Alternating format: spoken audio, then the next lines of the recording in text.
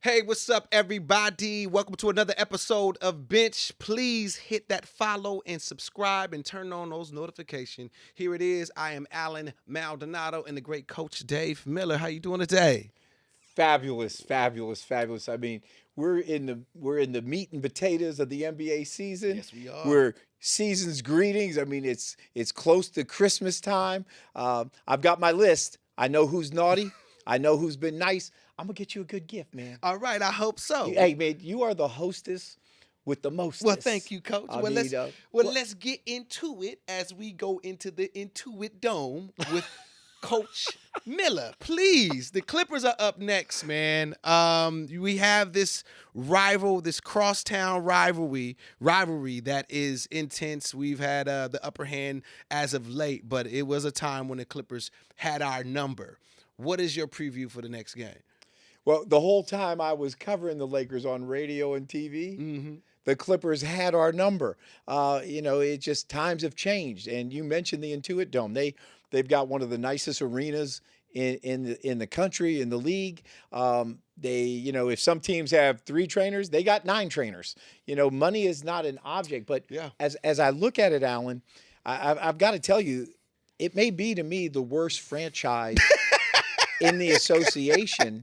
And Money I'm can't buy friends. you a championship. I see that. I'm friends with a lot of people on the court, off the court. Yeah. But when I look at it, they got so many problems on the court. Then it's coupled by all the problems that they have off the court. And when I look at it, as we're taping this today, they've lost 4 in a row. They're 6-20.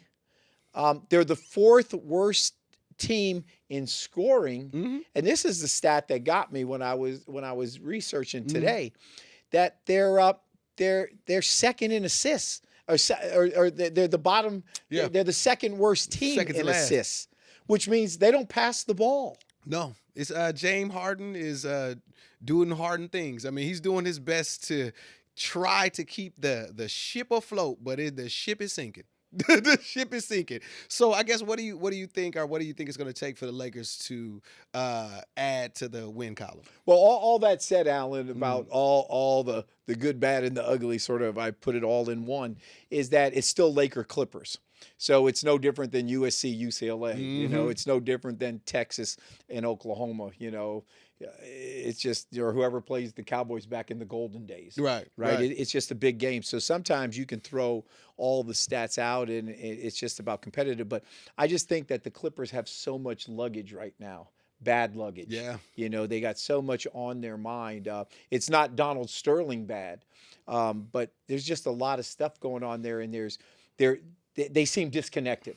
If I had to look out at one team, and if we were doing a segment on what's the team that is most disconnected and fractured, quite frankly, I'd have to say it's the Clippers. So, from a Lakers standpoint, I think that, it all goes in there, and you got to go in there like they're your little brothers. Yeah. And for a while, the little brothers were smacking the big brothers. Yeah. And I just think now they're going to play, but I think that if you hit first and you get them down and you can keep them down, you let James Harden get his. I love James Harden.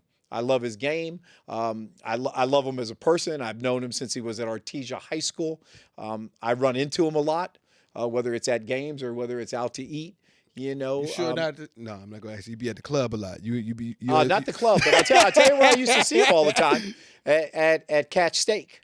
At Oh, Catch okay. Steak. Well, I mean, yeah, that was yeah. sort of our hangout. Yeah. And I know Catch Steak, I think, opened up a new one in Scottsdale, and I think he was there, That's his before the spot season then, that he was in Scottsdale. But no, James Harden, man, is a good dude. Like I went to see the Thursday after Thanksgiving. I took my mom to Maui, to the Maui Classic to see my son's team play at the I University of remember. Texas. And before she left on Saturday, she wanted to see CP3 play. And so we went there, had front row seats, right there, almost in the middle. And James Harden came over and said hi to me, but had a conversation with my mom. He actually called her beautiful.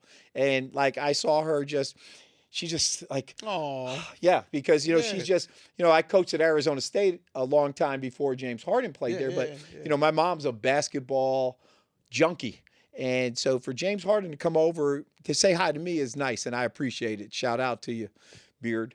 But for him to take a second man and talk to my mom and call her beautiful, that's the things you don't hear about in the NBA. Oh. And so, I have much love for him. Yeah. But I think the Lakers going in there, they've got to stick to their script. And hopefully we've talked about consistency. Yeah. The offense is great. The offense is fine. I mean, I could nitpick a couple things, here or there what I don't like, but we've talked about that in nauseum. But it's the defense, it's the rebounding, it's the second chance points. Right. It's let James Harden get his. Let him get his average, but then you got to hold everybody else down 2 to 4 to 5 points under their average, Right. and you get a victory. Man, hopefully Kawhi will play. That's always a question. Is he out? Is he in? Who knows? That's a game-to-game situation. Could we get a sponsor maybe for that? Could you think of a burger place? Can we get a 2-shot of Allen and I? That is Kawhi being in and out. Yeah. In and out. And then maybe Pause. in, out with some fry sauce. Yeah, and maybe that double-double. Yeah. Well, I hope Kawhi doesn't get a double-double. I hope James Harden doesn't get a double-double. But the Lakers, and especially the bench, they show up as well. So with all the on the court problems, off the court problems with the Clippers, I think and I truly believe that the Lakers should get this win. I know you hate it. It seems to be like a back-to-back trap game, although this is a road game. We're going down the street. I think people get a little comfortable. I just really hope that they come in with that killer mentality and that championship mindset to really put their foot on the necks of their opponents, because once again, I don't want to fall into that same situation where they're playing a close game against the Clippers. But that starts with what they did versus the Jazz. And again, we're taping this before they play. So it's the consistency of what they're doing. It's the mindset, it's the culture. Correct. It's like you can't be up and down. You've got to, there's ways to play defense. It's called sit in your chair, slide your feet. You're going to get beat. Make sure there's help. Then you got to have a crack back on the backside, and you got to help the helper.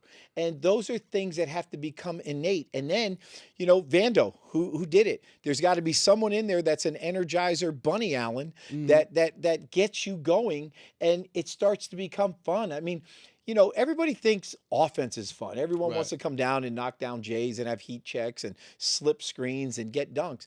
The teams that win championships think the defense is fun. Correct. It's hard when you get in the middle and towards the end of an NBA season, but the great teams that I've been with, okay, you always want to make practice harder than the games. Correct. And again, I didn't go to practice with the Showtime Lakers, but I told you Byron Scott was as close to you could get to being Pat Riley and running practice. Right. And in shoot-arounds weren't just come in and shoot, man. Shoot-arounds, we had a workout. Yeah. The morning of the game. And so it's like everything is a habit. Man, life is about habits. Basketball is about habits. And discipline is doing it every single time. You may fail, but to err is human. But to make the same mistake over and over again is asinine. So you can't make that same mistake. It's okay to make a mistake. In the course of a game, you're going to get driven by. Your feet are going to be out of position. You're going to be late on a closeout. You're going to fly at the shooter and go by. You put your team in distress because now it's 5-on-4 or 3-on-2 on the backside. I get all that. But if you only do that once in a while, that's not going to kill the cat. Yeah. But if you don't have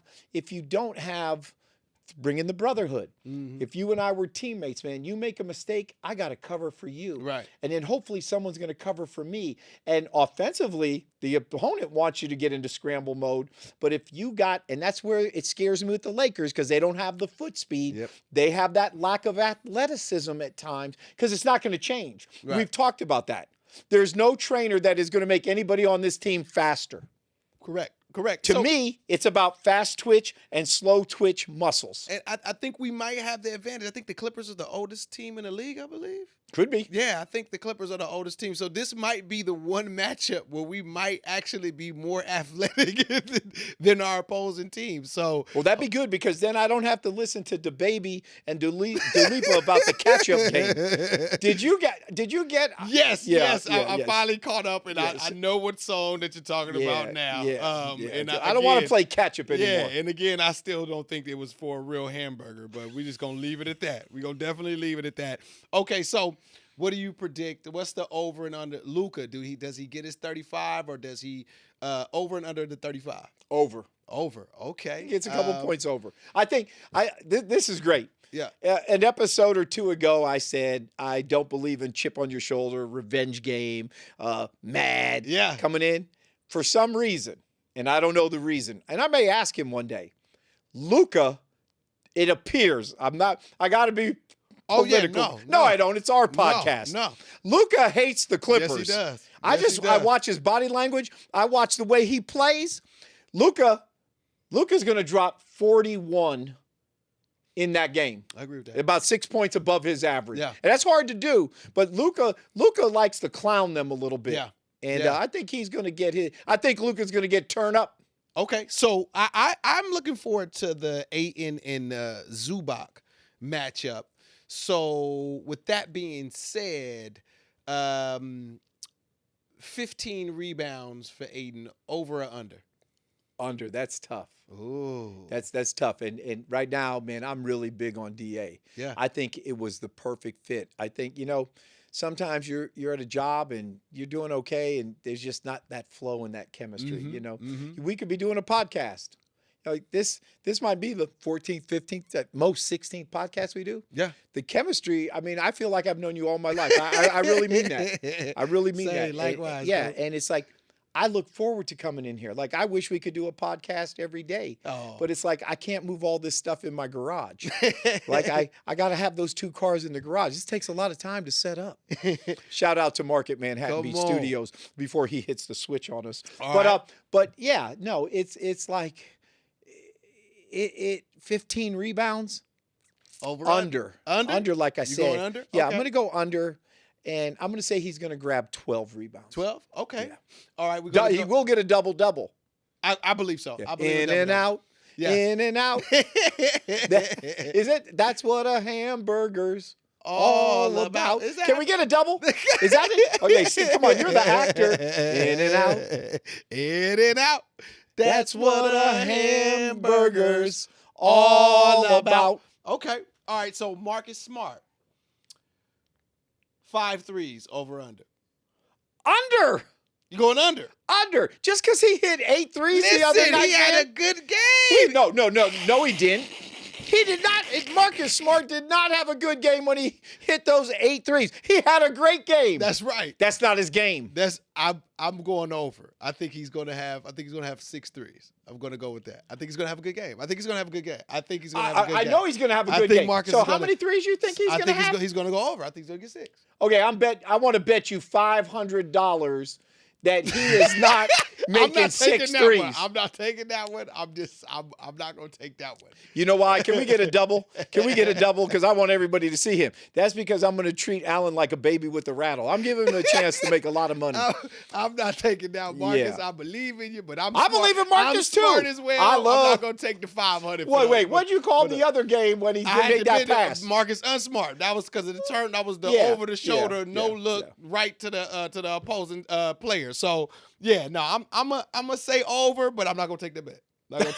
So you say he's gonna have 6 I'm gonna have 6 threes. He's gonna have 6 threes. I don't know how many threes he's gonna have, but he's not having 6. Okay, all right, we gonna see. Well, listen, that concludes another episode of Bench. Everybody, please follow and subscribe and turn on those notifications. All right, peace, y'all. Yes, sir.